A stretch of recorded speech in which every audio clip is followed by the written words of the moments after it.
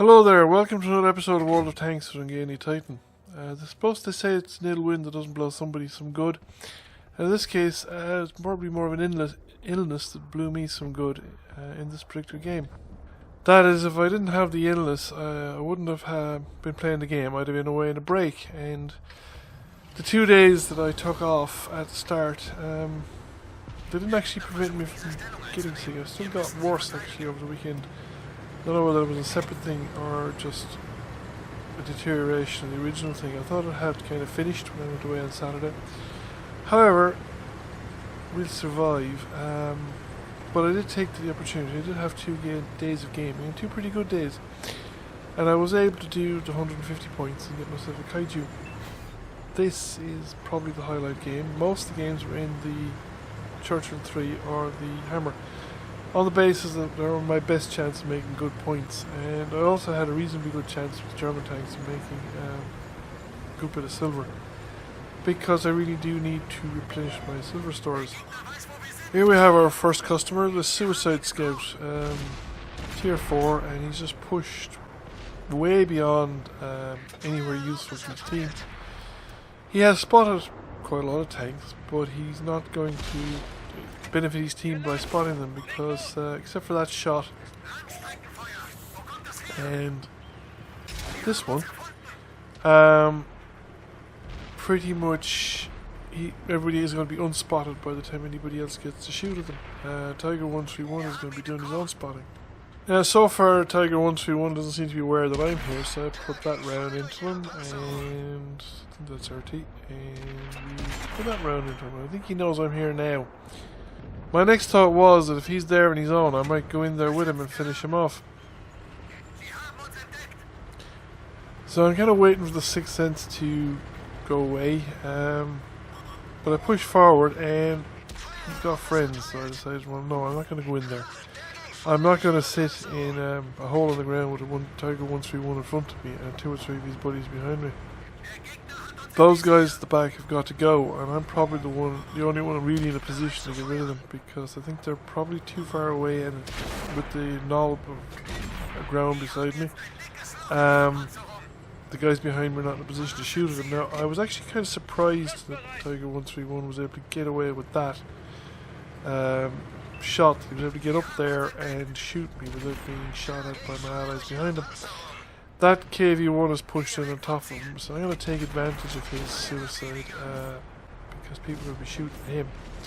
He's an easier target than I am. To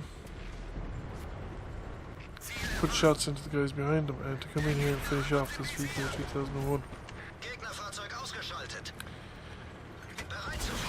Tiger 131 has been taken out of the picture, so it's now these lads here at the back, and I suspect, since there's no change in the numbers back here since I first peeked the corner, that this is it. They're not being reinforced. There's nobody else coming along behind them. Now the T-34 then decides to YOLO in on top of me. Not the smartest moves on his part, because that removes more than half his health. That removes half the remaining health, and let's finish him off. I don't know how he expected to survive that, because as the position he was in, the guys behind him were in no position to support him or give him any kind of supporting fire, because they couldn't see me. So now it's a question of taking out these guys. So we've put a couple of rounds into the M4 and 45, and I'm going to try and concentrate on him. And I have some extra armor in front of me from the T-34. The M4 is actually taking some fire from behind, and we finish him off. So that's another gun out of the game. We've taken some damage from the Black Prince, so and he's taken advantage of the dead tank in front of him to cover either, and he's done me some damage there again. Or else artillery did.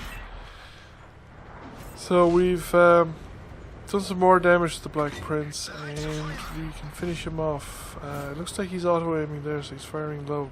Or maybe he's just firing low, I'm not sure. That shot bounced, and if we can get one more hit, and we finish him off, and that's it. So now there's only 6 enemy tanks remaining, and I have 5 kills, and I'm thinking, there's a Top Gun on the line here. I saw that I had some support coming up, so I thought, right, we're going to keep pushing then. There's a reasonable chance that I might get a shot at Artie or some other base camping tank here at the corner. Now, I am an easy one-shot kill for anyone that just points a gun in my general direction. However, nothing ventured, nothing gained. I don't want to come around the corner below. I want to get closer if I can, and we spot artillery. Now, this isn't great, and he has sixth sense because he moves as soon as he spotted. Don't know where that shot went. Pretty sure it should have hit him. This one had no hope of hitting him. So he's now making his escape, and he's in full health. Also kind of surprised that our artillery made no effort, but he was probably busily focused on something else. So I thought initially, right, I'll go for the crest here. I thought artillery might keep running, but I brought the camera up so that I could see over it, and as soon as I got in, I proximity detected the M44. Now, he was pointing at the corner behind me, but the M44 is a pretty nimble artillery piece, and he was facing this ridge as soon as he detected me. So there's no way I'd have crested the ridge and survived. Well, there is. I mean, I could have been really lucky and he might not have hit me, but... and I'm hoping, I was trying to bait a shot out of him here, because the chances of him actually hitting me are pretty slim. Even if he aimed in, but he won't get a chance to aim in fully, and I'm crossing his perpendicular to his axis of his gun, so he would be constantly moving his hull. So I'd have the maximum chances of missing. Now that was a rather poor shot really, but I don't want to stop.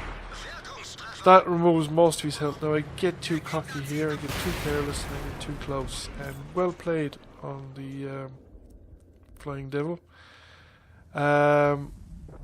He took me out with him. So it's a mutual death and destruction here.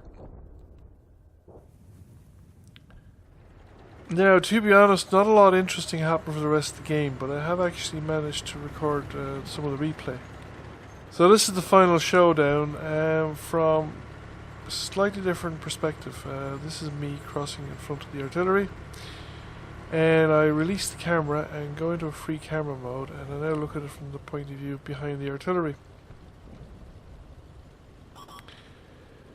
So now what I don't have is, because the way the replay system works, once you go to free camera mode you get both sides. So I don't know if I was unspotted really. Everything is visible. So he makes the shot, I make the shot and miss. He makes that shot and miss, and then it's the final run down to the end. After that, I followed around the Skoda T25, and he managed to take out the SU-100Y. And then he didn't actually, he was searching around for a remaining heavy enemy tank, but they only found him at the very end of the game. These two guys got themselves trapped in a hole, and they got rammed to death by a Japanese super heavy, as they do. And this is where the M6 was finally brought to bay here at this location, but it's at the very end of the game with only 6 seconds remaining, and nobody gets into a position to do any damage to him. Battle time expired, victory. So the final results. Well, obviously I got a Top Gun, 124,000 credits, which is quite nice. High caliber and an ace tanker. I was a little surprised at the ace tanker. That's 124,000 credits without any other silver multipliers. The hammer really is a profitable tank to run. Ace tanker, we're over 4,000 damage. Now we got 2,000 base experience, so and 6 kills.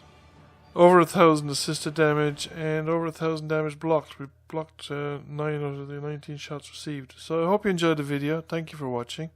Please consider giving it a like, and if you haven't already, give the channel a subscription, and I'll catch you again soon.